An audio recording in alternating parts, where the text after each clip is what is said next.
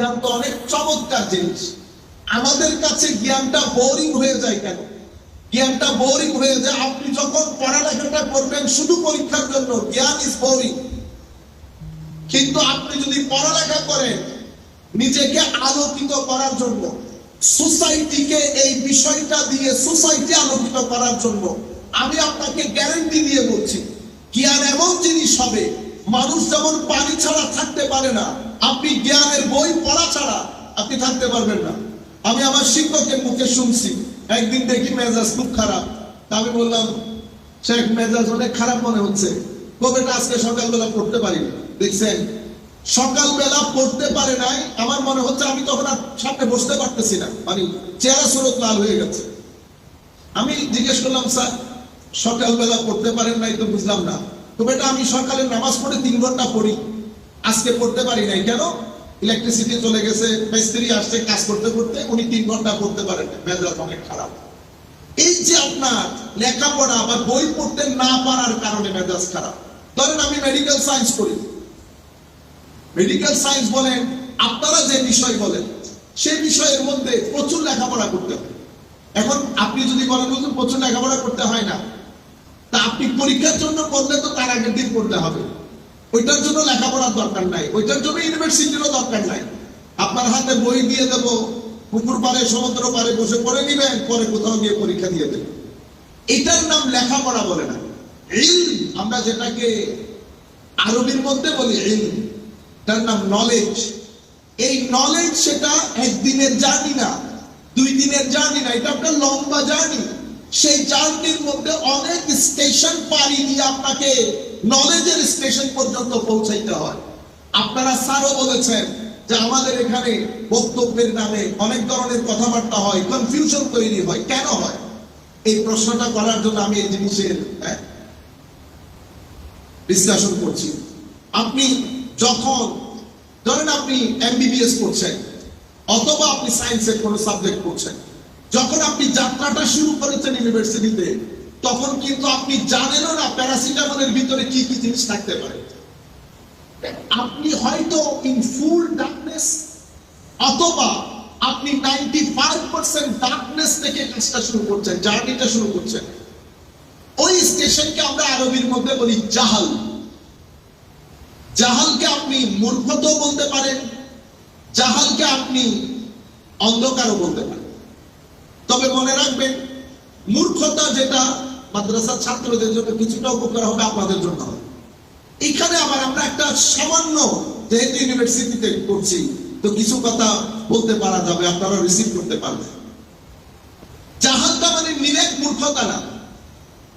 আমার ওই ভাই কিন্তু জানে 2 + 2 = 4, হয়তো আপনার মতো বলতে পারছে না, কিন্তু আপনি যদি বলেন 2 আর 2 কি হয়, সে 4 বলতে পারবে। তাইলে আমি বুঝতে পারছি যে এখানে আপনি নিরেট মূর্খতা বলছেন, যেটা বুঝাচ্ছি সেই কিন্তু নিরেট মূর্খ না।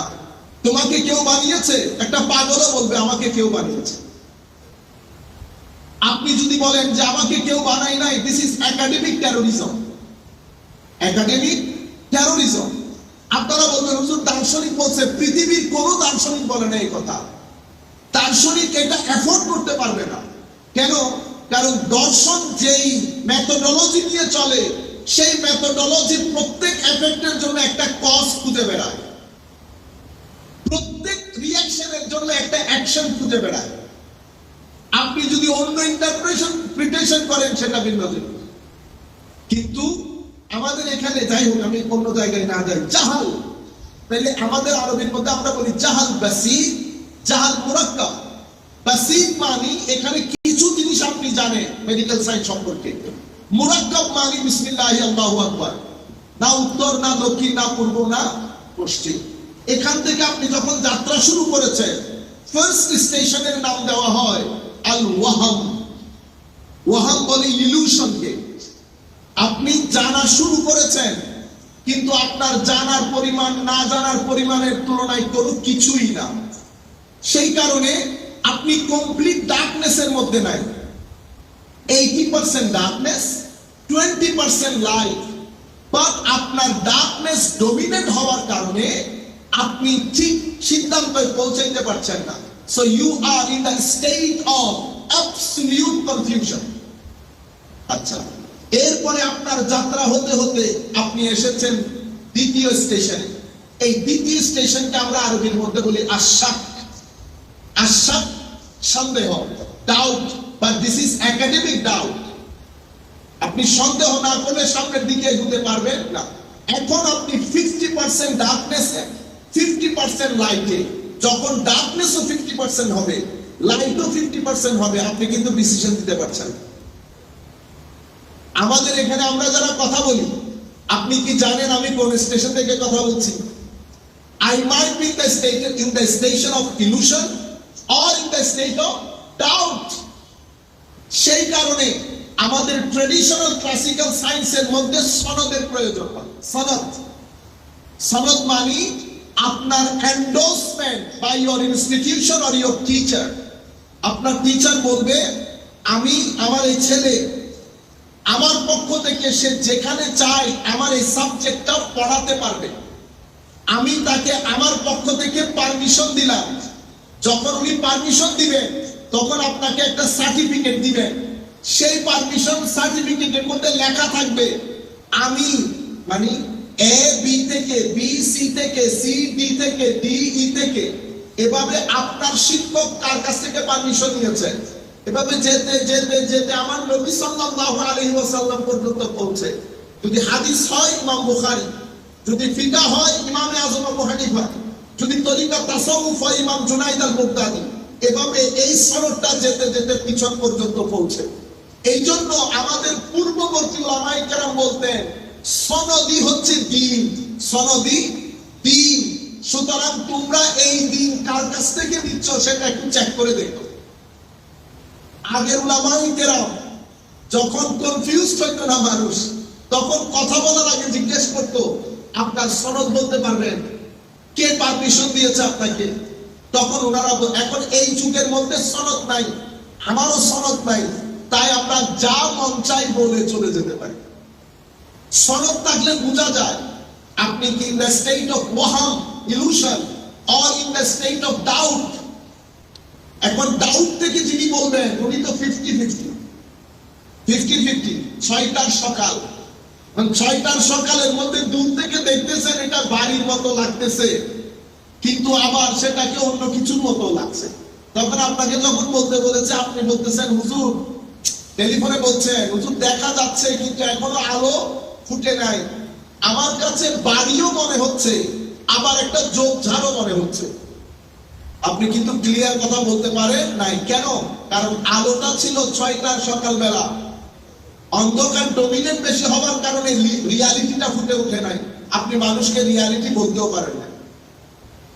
তৃতীয় স্টেজ বলে আযযান। এখন 80% আলো, 20% অন্ধকার। আমাদের কোরআনে পাকের মধ্যে আল্লাহ বলছেন তুমি যদি সত্য অনুসন্ধানী হও, ফা ইন্না যান্না লা ইউগনি মিনাল হক্কি শাইআ, তুমি সত্যকে জানার জন্য সানের স্টেশন থেকেও জানা যায় না। সত্যকে জানার জন্য 100% লাইট হতে হবে। ফোর্থ স্টেশনে গিয়ে আপনি নলেজের গোড়ায় গিয়ে পৌঁছেন।